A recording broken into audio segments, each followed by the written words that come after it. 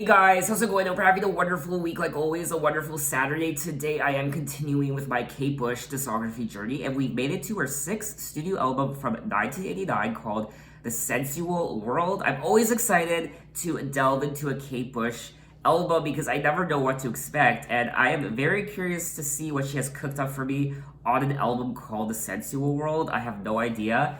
And I specifically went out to my local florist today. Before sitting down to record this video, I went and picked up this beautiful rose. It's absolutely gorgeous. I was inspired by the album artwork. Kate is holding a flower up to her face. She's covering her mouth, her lips. I was inspired by that, and it smells really nice too. Spring is in the air. Where I live, the snow is melting. It's getting warmer, and I can't wait for spring and summer. Would you guys watch me for 45 minutes just sitting here sniffing a flower? Now, I am looking at the track list, and there are 10 tracks. The album is 42 minutes. I don't recall hearing any of these songs before, but like always, if I start listening to a song and it sounds familiar, I'll let you guys know. I just can't help. You know what? I'm not gonna put it away. I'm just gonna keep holding it because I love it so much. I spent $5 on this rose, and I'm gonna make the most of it.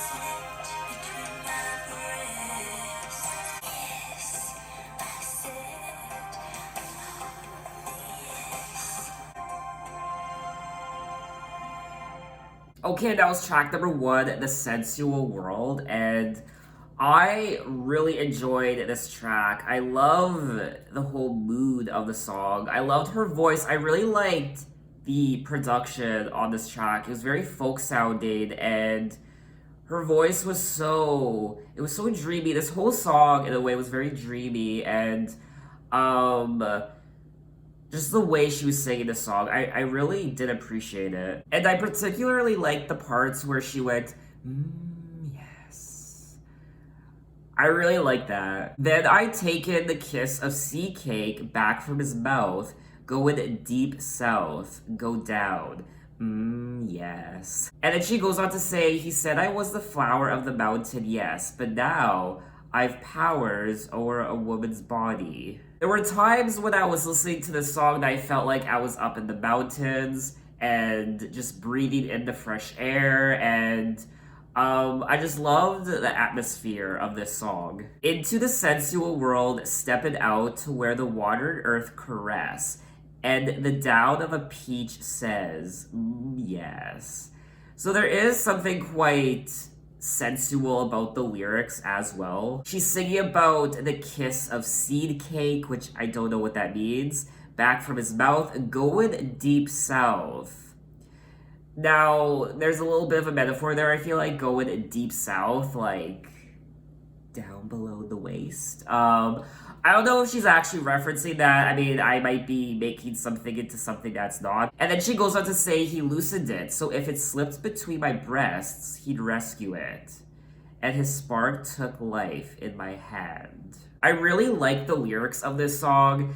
This really isn't a song we've heard from Kate Bush before. Lyrically and production-wise, I really enjoyed it. Now, it does say here that Kate Bush drew inspiration for the name of the album, The Sensual World, from the novel Ulysses by James Joyce. Now, this is something Kate Bush has done before on her other albums and songs. She's always been heavily influenced by literature and movies and authors and books that she's read. So that seems to be a constant theme through a lot of her songs and albums being influenced by literary works. It says that the song is inspired by Molly Bloom stepping out of the black and white two-dimensional pages of James Joyce's Ulysses into the real world and is immediately struck by the sensuality of it all.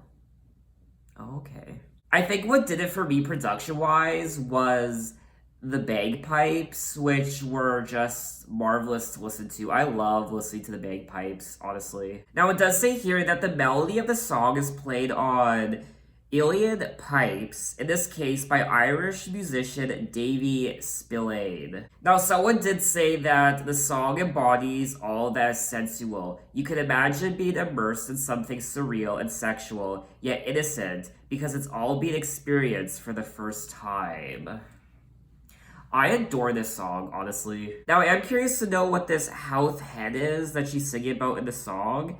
It says here that Howth Head is a peninsula northeast of the city of Dublin in Ireland. Okay. Oh, wow. It's so beautiful. Oh my god, I just went to Google Images and typed in Howth Head and it's absolutely gorgeous. It's so green and the water. Oh. I mean, these are sorts of places I want to visit one day. Honestly. I definitely want to delve more into Irish music, which I'm not too familiar with. So it's on my bucket list, not only to go to Ireland, but also to listen to music from the Irish. And I just absolutely adore it. So we are going to move on to track number 2, Love and Anger.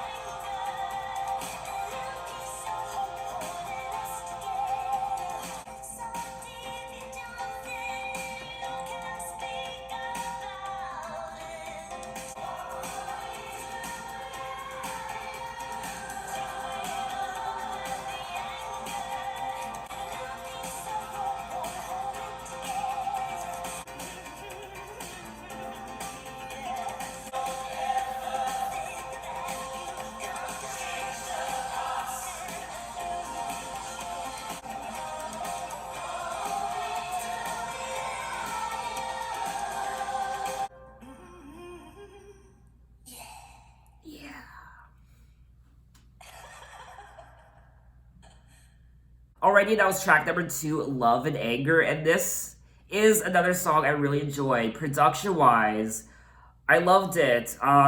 These are songs where I just want to close my eyes and just be swept away by the melodies and her voice and the instruments. The instruments I'm really loving on this album.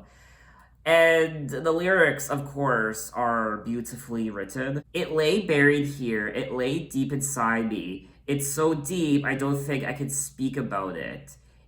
It could take me all of my life, but it would only take a moment to tell you what I'm feeling. And then she goes on to say, I don't know if I'm ready yet. You come walking into this room like you're walking into my arms. What would I do without you? Take away the love and the anger and a little piece of hope holding us together. So she's saying, take away the love and the anger and a little piece of hope holding us together. And further down, she says, take away the stone and the timber, and a little piece of the rope won't hold it together. So it looks like she's using stone and timber as perhaps a metaphor for love and anger. And she's also using the rope as a metaphor for hope, and how the rope won't hold the stone and timber together. Hope won't hold the stone and timber together, and thus the hope won't hold the love and anger together, and thus hope won't hold them together, and they will fall apart. At least I think that's what she's singing about. Honest to God, Kate Bush and her lyrics, they always give me a mental workout. I definitely exercise my brain every time I listen to Kate Bush's music and read her lyrics. Don't ever think that you can change the past and the future. You might not think so now, but just you wait and see. Someone will come to help you. Yeah. Yeah. It does say here that this is a song about self analysis, seeking how to express how one really feels and turning to someone you can trust when things are difficult. It helps to open up because when two strings speak in symphony, things get better. Okay. I feel like I'll be saying that a lot in this video. Okay. It's all making sense. I really like the story of the album so far, the story that she's telling on these first two tracks. So now we're gonna move on to track number 3, The Fog.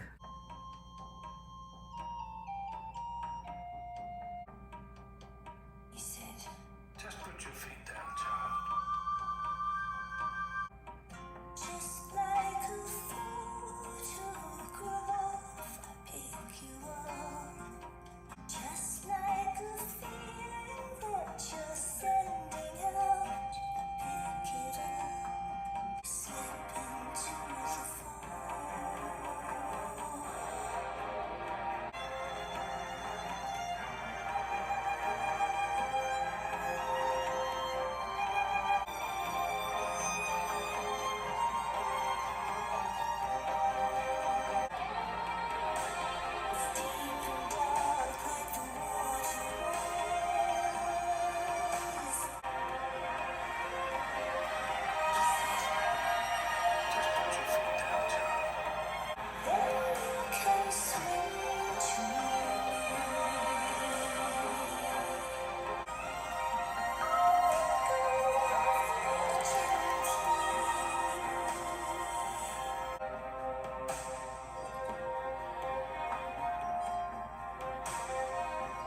Okay, that was track number 3, The Fog, and talk about music that brings tears to my eyes. I mean, the music, the production of this track was making my eyes water. More so during the beginning and towards the middle.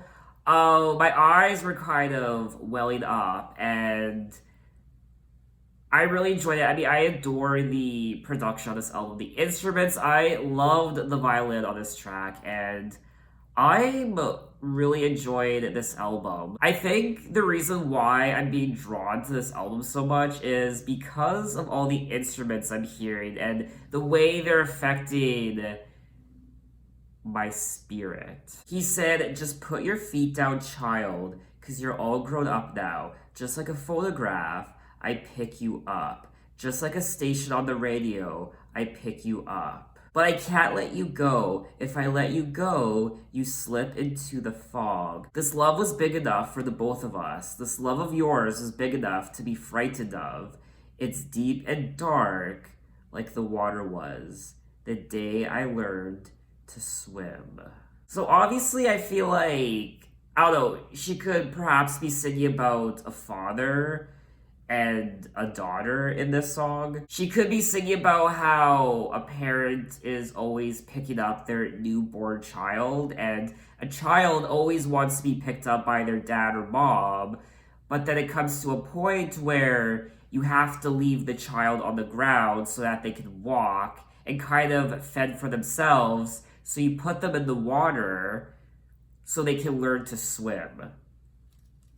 But you don't put them in the deep end.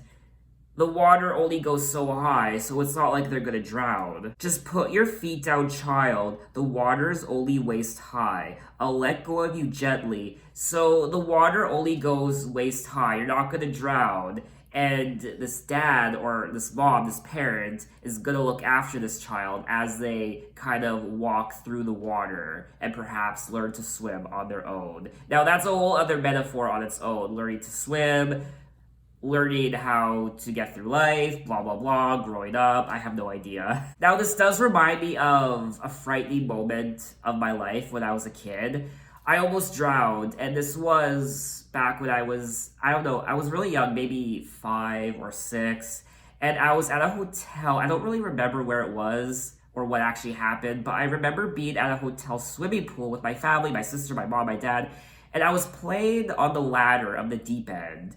And I guess I fell in. And I remember my parents telling me, don't play on the ladder of the deep end. And I fell in, I guess. And I don't really remember, but I remember just passing out, falling to the bottom of the pool, and my dad running and jumping into the pool to save me. And I remember seeing that. I remember my dad actually running and jumping into the pool, but I don't know how I could have seen that because I was in the pool. I was at the bottom of the pool. So I like to think that I might have had an outer body experience because I vividly remember my dad jumping into the pool to save me.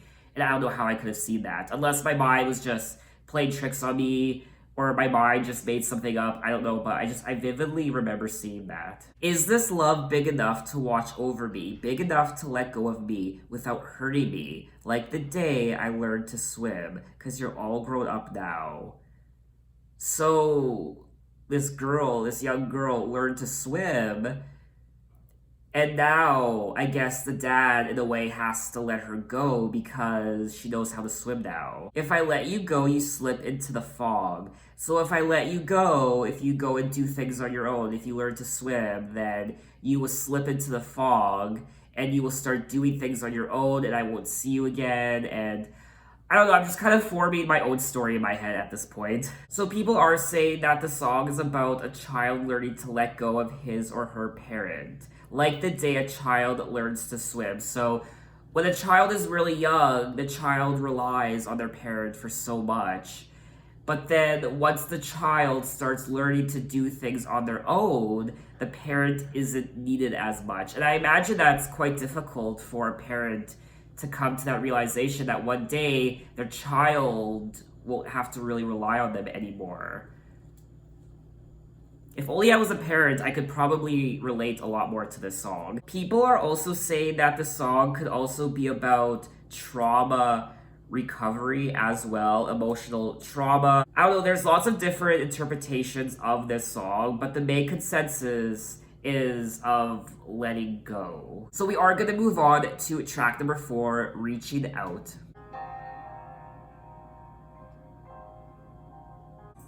See how the child reaches out instinctively.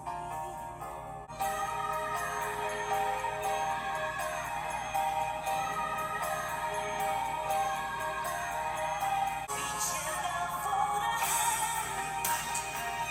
reaching out for the instinct, reaching out.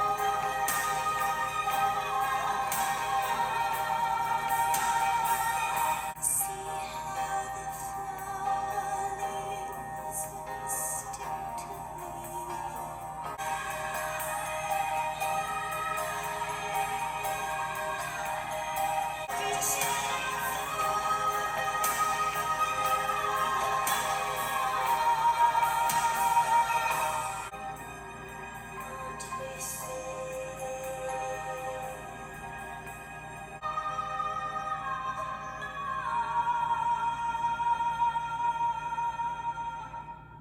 Okay, that was track number 4, Reaching Out, and why is this album making me so emotional? um, See how the child reaches out instinctively to feel how fire will feel. See how the man reaches out instinctively for what he cannot have. Reaching out for the hand, reaching out for the hand that's smacked, reaching out for the hand to hold, reaching out for the star, reaching out for mama. See how the flower leads instinctively toward the light. See how the heart reaches out instinctively for no reason but to touch. I am getting the sense that this album is also about the relationship between a child and a parent, and how a child relies on their parent, and it comes to a point where the child no longer has to rely on the parent. Children are very curious instinctively, so they reach out for a fire to see what it feels like, and also reaching out for the hand that's smacked. Reaching out for the hand that smacked, reaching out for that hand to hold. So reaching out for the hand that smacked perhaps means reaching out to someone who perhaps might have abused you or slapped you, but you're still reaching out for their hand to hold. And she's also singing about the beauty and simplicity of a flower and how it leads instinctively toward the light. So I feel like in all instances of human life, and just life in general, whether you're a human or just a flower, everything reaches out for light and love and warmth. The warmth of a human, that's what we reach out for. And a flower reaches out for the warmth of the light of a sun, and a child reaches out for the love of a parent. I don't know. That's what I'm getting from the song. I'm just loving the stories on this album. It's much different from any other Kate Bush album, I will say. And the production also, I'm very drawn to this album. And I'm trying to wrap my head around why that is, but Now, someone did comment and say that The Fog, which was the previous song, contrasts the child's overcoming fear with the adult who feels too much fear. Both must face the pull and the push of reaching out. Now, reaching out celebrates the blind marvel of everything: the Big Bang, the creation of Adam, life, the universe, the human condition. Oh. This album is just, it's too deep for me, honestly. I love albums like this. I just love albums that really do make you just think about life and the universe and yes, you can't help but reach out and touch certain things even if you think they might hurt. When children reach out to touch parents, it's a lottery as to whether they'll get a clip around the ears or a cuddle. Okay, so when you reach out to something, you don't know if it's gonna bite you back or if it's gonna love you, and that's the risk you take. So if you reach out to a flame, you feel the warmth, but if you reach too far in, you will get burnt. And if you reach for a parent, they might smack you across the face or they'll welcome you with open arms. Okay, it's all coming full circle now. Okay, so let's move on to track number 5, Heads, We're Dancing.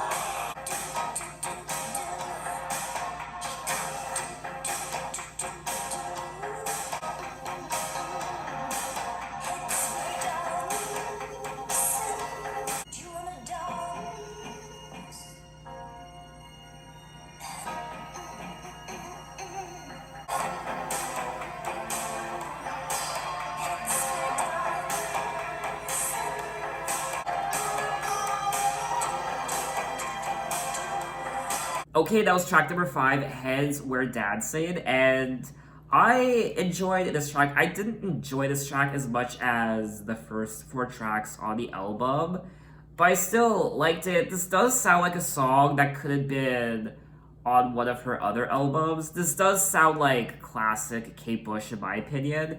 I do feel like she might be singing about World War II.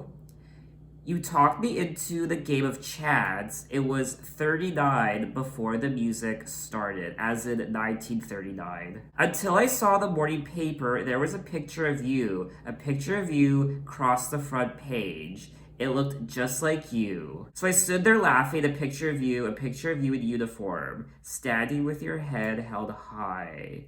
It could be you. It's a picture of Hitler. She's also singing about a coin when she says heads where dad said. So she's flipping a coin, or someone's flipping a coin. Hey heads, where dad said. Well, I didn't know who you were until I saw the morning paper. I don't really know what the song is about, honestly. When talking about the song, Kate Bush said that It's a very dark song, not funny at all. I wrote the song 2 years ago, and in lots of ways, I wouldn't write a song like it now. She's also saying that I'd really hate it if people were offended by this song, but it was all started by a family friend years ago who'd been to dinner and sat next to this guy who was really fascinating, so charming. And the next day, he found out it was Oppenheimer. I don't know who that is. I have so many tabs open on my internet browser. That's what happens when I do a K-Push video. I do so much research and just all these different pages are open up. It says that Robert Oppenheimer was an American theoretical physicist and professor of physics at the University of California. He was the wartime head of the Los Alamos Laboratory and is among those who are credited with being the father of the atomic bomb for their role in the Manhattan Project, the World War II undertaking that developed the first nuclear weapons. So it looks like this song is based on a true story of a family friend of Kate's that happened years ago at dinner. Now, when it comes to the story of the song, it turned into this whole idea of a girl being at a dance and this guy coming up, cocky and charming, and she dances with him. Then a couple of days later, she sees in the paper that it was Hitler. Hitler was very attractive to women because he was such a powerful figure, yet such an evil guy. I hate to feel I was glorifying the situation, but I do know that whereas in a piece of film, it would be quite acceptable, in a song, it's a little bit sensitive. So Kate does acknowledge that the song is quite dark, and perhaps it did offend people. I'm going on a journey listening to this album, just like any other Kate Bush album, and I'm learning things as well. So now that I know more about the song, I enjoy it a lot more now. I love the lyrics of this track, just like all the other tracks. It isn't one of my favorite songs on the album, but I would still listen to it again. So we are gonna move on to track number 6, Deeper Understanding. As the people here grow colder, I turn to my computer. Are you lonely? Are you lost? This voice consoles the most. Hello, I know that you've been feeling tired. I know that you're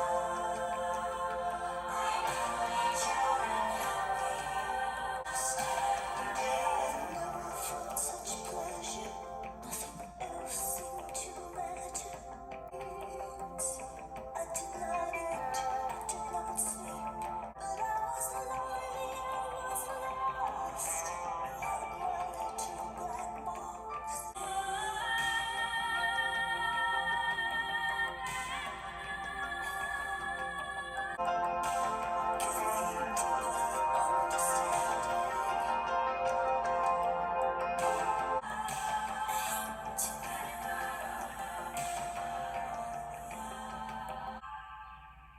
Okay, that was track number 6, Deeper Understanding. But before we get into the song, I do want to take care of my flower because I don't want it to die right away. So I am gonna put it in some water.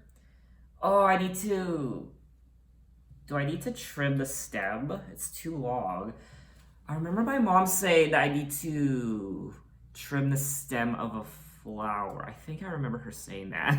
Oh no, it's too... Okay, if I cut it, will that like kill it? I don't know. I've never taken care of a flower before. Remove foliage that will be below the water line in vase. Recut stems underwater with sharp knife. Well, what if I just use scissors? I mean, it's the same thing. I mean, if it dies within a day or two, it dies. It's a flower. It's not gonna live forever. So, okay, I'm gonna start there first. This probably isn't very interesting for you guys, but honestly, oh, there we go. So beautiful. It doesn't look as good as it did in the other vase. Oh, there we go. Oh, that's pretty. I also have some flower food. Vitamin C. Oh my god, it looks like cocaine. It's white powder, honestly. Oh, this is suspicious. It's flower food. It's not it's flower food. We're just gonna say it's flower food. Why is it white though? That's very weird. I absolutely adore this song. Once again, just like the rest of the album, this was a very strong song, and I loved the production. Once again, it's very dreamy and it's just doing something to me. I just close my eyes and it takes me somewhere, and it's very tribal as well. And I love music like this. I just think this is a very beautiful song and a very beautiful album. As the people here grow colder, I turn to my computer. They had computers back in 1989. I mean, yes, obviously they had computers back then, but like I didn't know that people actually had computers in their homes for personal use. I thought computers back then in the 80s were more so just for businesses and offices. I didn't know that people actually had computers in their homes back in the 80s.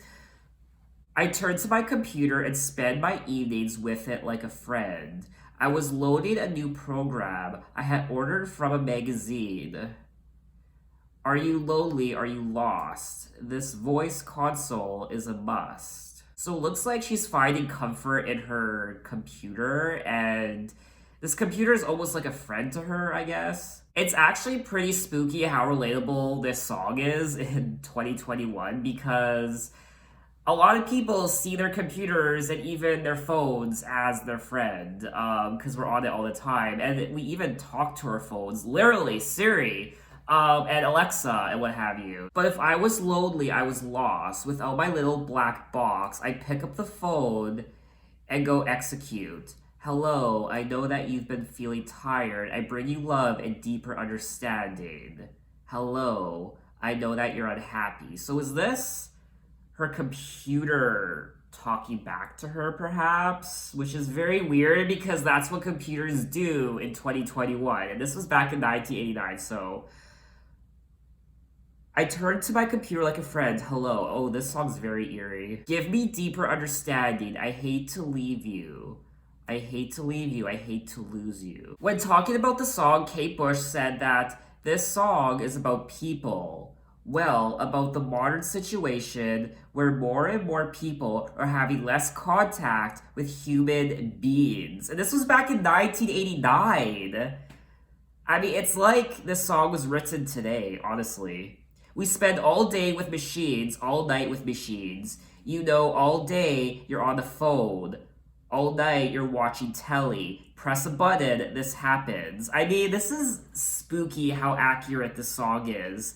I mean, she's essentially predicting the future. I mean, people have always relied on their landlines, their telephones, and even watching TV as a source of entertainment, obviously, but it's like a friend. We watch the news every day as though it's our friend. We want to catch up with our friend every day by watching television, chatting on the phone, but we still do it to this day, but now it's more severe with smartphones and Siri and Alexa and AI, artificial intelligence. I mean, the song's pretty eerie. I think there's a large part of us that is like a computer. I think in some ways, there's a lot of natural processes that are like programs. Do you know what I mean? Yes, I do. I suppose it's looking at society where more and more people are being shut away in their homes with televisions and computers, and in a way, being encouraged not to come out. I mean, I could keep going on and on and on about the song because she does have a lot to say about it.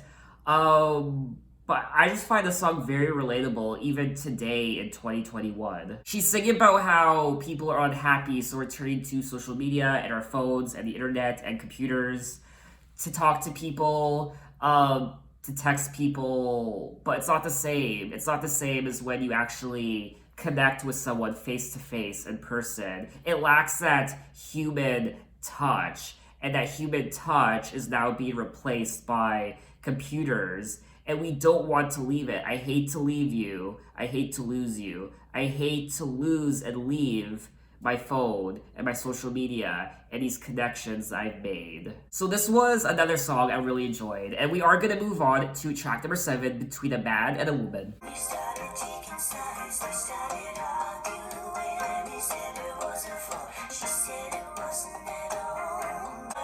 Tell them you again, stay out of this.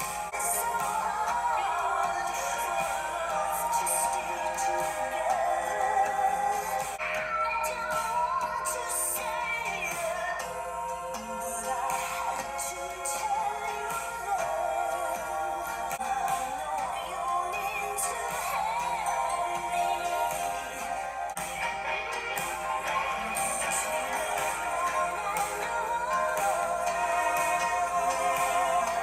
I don't know how I feel about this track. I do want to say that this is probably my least favorite song on the album. It didn't really grab me. I didn't think it was very memorable, and um I didn't really care for it. But let's delve into the lyrics. Maybe I'll have a different opinion about it once I understand the lyrics. With her hand in his hand, they were both happy again. You started taking sides. They started arguing. He said it was her fault. She said it wasn't at all. But the truth lies somewhere in the middle. Stay out of this, you must not interfere. Don't you see this is between a man and a woman? Every day and night I pray that you will stay away forever. So it looks like there's some sort of conflict happening between this man and woman. Perhaps they are husband and wife and they're arguing, and someone is trying to interfere with the argument, but she's saying, stay out of it. Stay out of this, you must not interfere.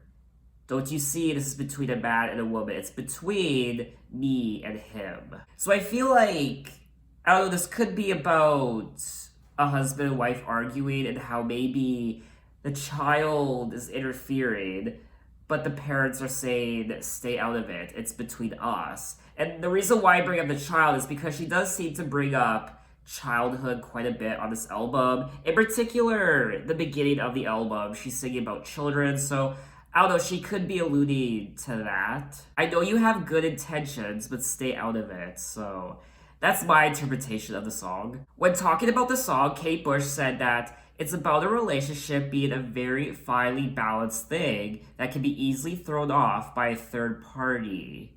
The whole thing really came from a line in The Godfather during some family argument when Marlon Brando says, don't interfere, it's between a man and a woman. Now, I will say, I did try watching The Godfather, not once, but twice, and I just can't get into that movie. I tried, but I can't. I feel really bad because it is considered one of the greatest movies of all time, but I can't get into it. Maybe I'll try again next year. I don't know. I keep trying. I keep hoping that one day I'm gonna get into the movie. I don't really have much to say about this song other than I liked the production. I like the lyrics. I don't find the lyrics on this track to be as interesting as all the other songs. So I think I'm gonna leave it there. Wow, that's I think the shortest analysis I've ever done for a Kate Bush song, honestly. But I really don't have much to say about it. So let's move on to track number 8, Never Be Mine. I look at you and see my life that might have been as you're taking me home. The smell of burning fumes. This is where I want to be. This is what I need. I know that this will never be mine. That closing goodbye kiss could fool me, but looking back over my shoulder, this is where I want to be. This is what I need. The thrill of the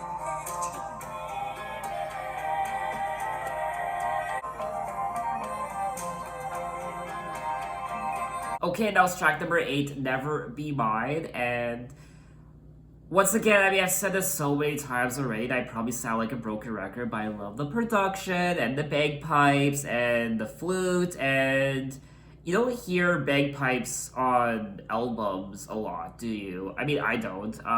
It's such a beautiful instrument. This is another song that I wasn't the biggest fan of, just like track number 7, Between a Man and a Woman. The song didn't really grab me other than the production. I didn't really care for the melody or the lyrics, but once again, maybe I have to delve into the lyrics to appreciate the song more. I look at you and see my life that might have been, your face just ghostly in the smoke. They're setting fire to the cornfields as you're taking me home. The smell of burning fields will now mean you and here. But I know that this will never be mine. The thrill and the hurting. I know that this will never be mine. I want you as the dream, not the reality. But I'm looking back over my shoulder at you, happy without me. This is where I want to be. This is what I need. But I know that this will never be mine. So the thrill and the hurting will never be mine. So it looks like, I don't know. It looks like she wants to be in a relationship with this person. This is where I want to be. But the other person doesn't want her. I know that this will never be mine. I want you as the dream, not the reality. That clumsy goodbye kiss could fool me. But I'm looking back over my shoulder at you, happy without me. So this person kissed her goodbye, but she's looking over her shoulder at him as she's leaving. And he's happy without her. He's happy to see her leave. So the kiss she received wasn't real. It fooled her because she looked over her shoulder back at him. And he was happy to see her leave, even though she wanted to be with him. So now the burning of the fields, the burning of the cornfields, she will always associate with this person and where she wanted to be. That's my interpretation of the song. I'm always excited to find the real interpretation and real meaning of the song from Kate herself. It says here that it's the whole thing of how, in some situation, it's the dream you want, not the real thing. It was pursuing a conscious realization that a person is really enjoying the fantasy and aware it won't become reality. So often you think it's the end you want, but this is actually looking at the process that will never get you there. Bit of a hard game you play with yourself. Okay, so it's the dream you want, but not the reality. Okay. I swear, I'm just gonna keep sniffing this flower all day. I was actually gonna buy a fake flower at my local dollar store, Dollarama. But you know what? Kate Bush deserved the real thing. And a fake flower just doesn't compare to the real thing, honestly. I mean, I could just smell it from over here. Like, I could be this far and still smell it. I mean, the aroma is just heaven. Anyway, I like the song. I like the lyrics. I like the meaning behind it. But again, I wasn't the biggest fan of this track. It didn't really grab me. And again, I don't really have much to say about it. So we are going to move on to track number 9, Rocket's Tale.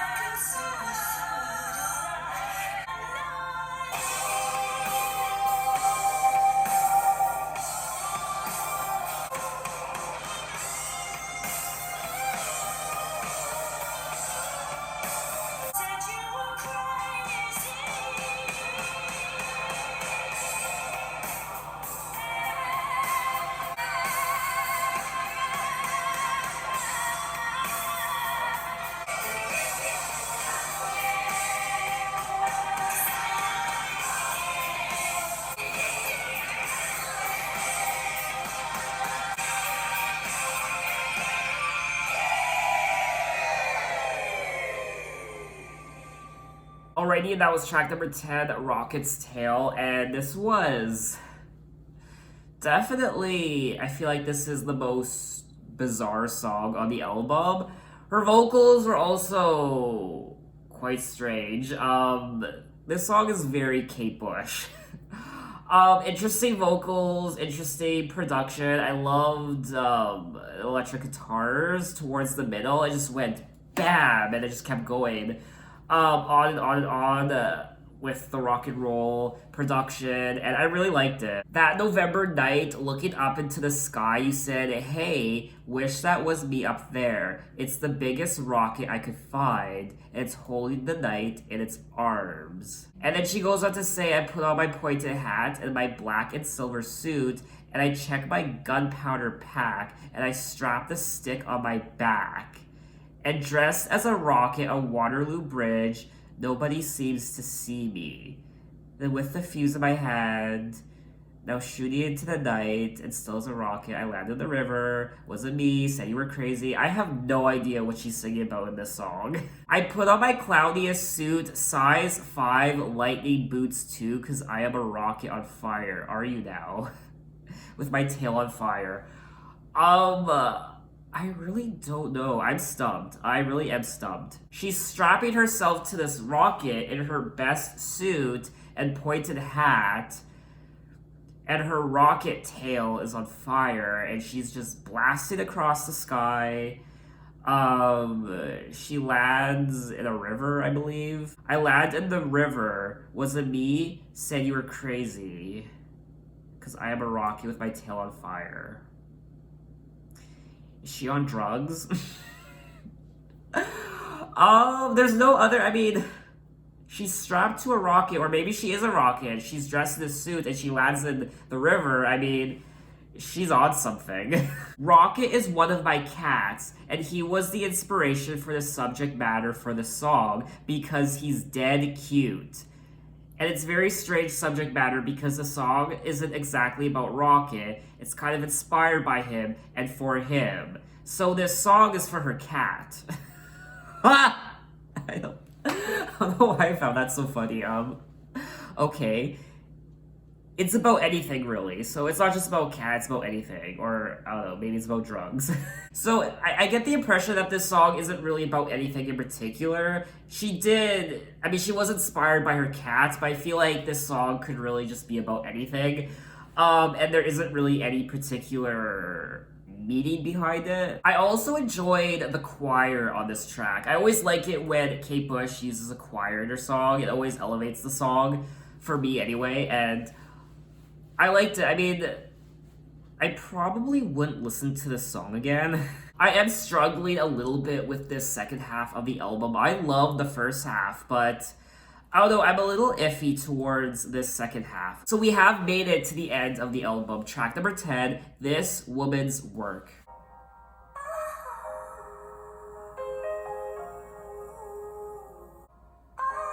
Standing outside this woman's work.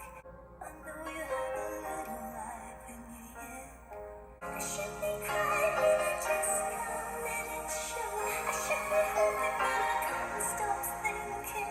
All the things I should have given, but I didn't. Oh, darling, make it go.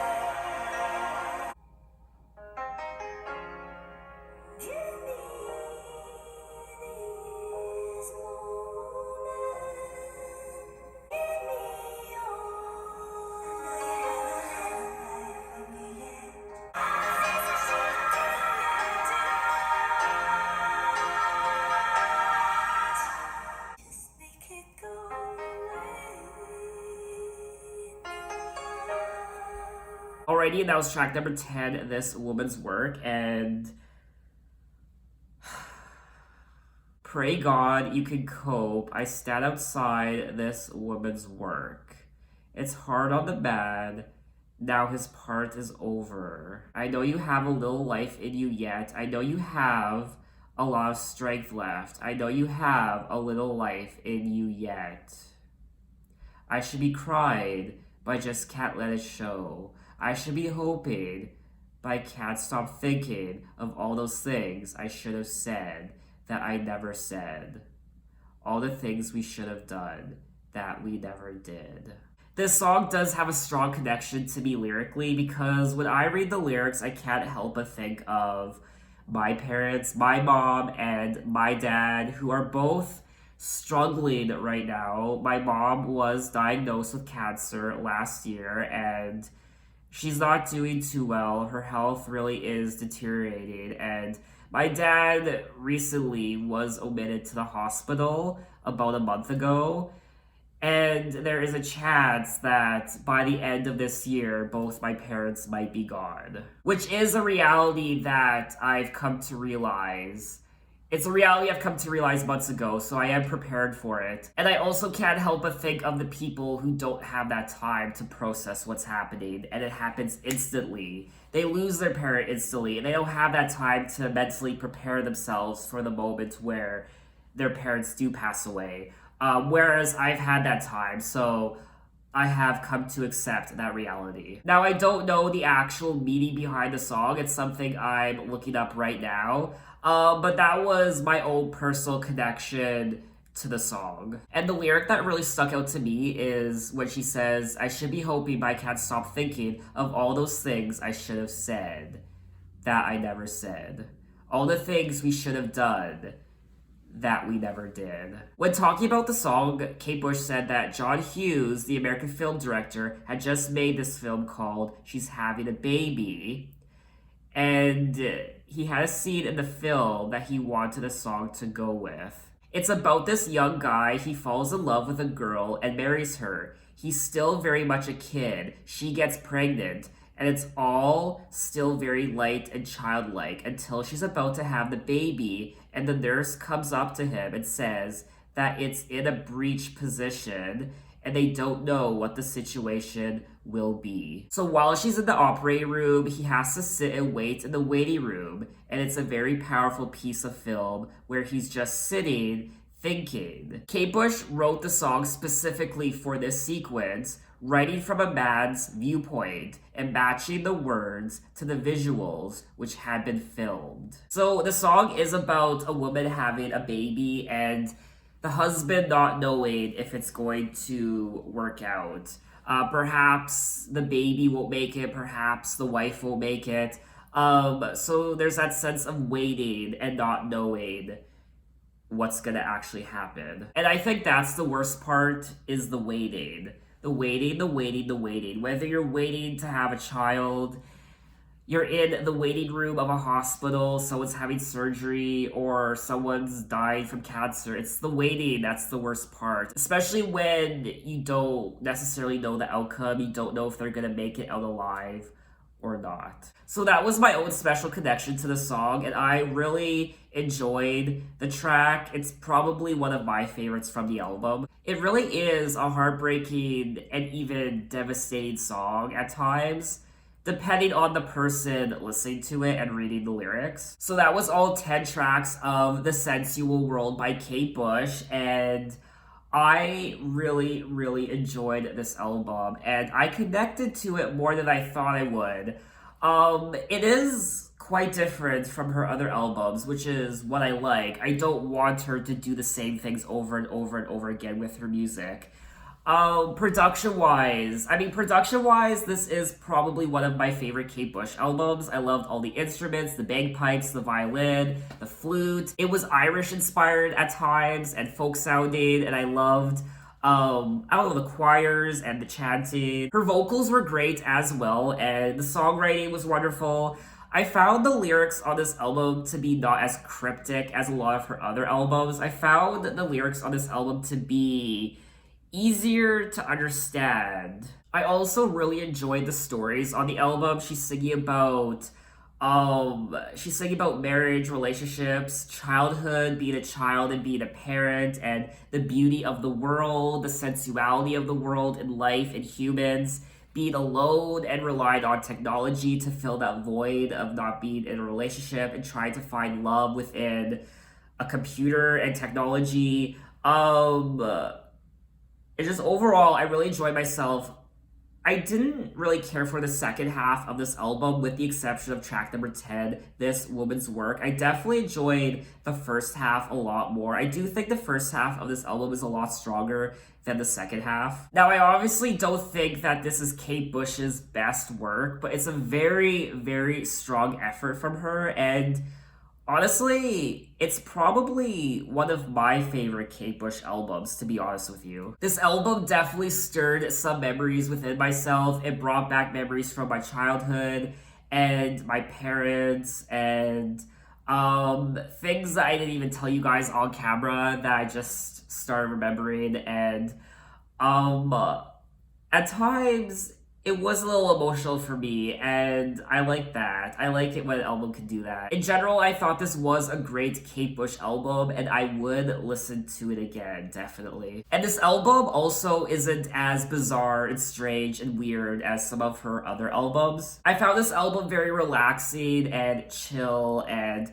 I just closed my eyes and I was just thinking of nature and life and sensuality, and this was a beautiful album. So what did you guys think of this album? What are your favorite tracks? Maybe you didn't enjoy this album as much as I did. Maybe this is your favorite Kate Bush album. Tell me why in the comments. Now, in my next Kate Bush video, we'll be moving on to her next studio album, her seventh studio album from 1993 called The Red Shoes. So look out for that video next time, and thanks for watching, guys. You can find me on Instagram, you can find me on Twitter, you can message me, and you can just say hi or how's it going, whatever, and have a wonderful weekend. Take care.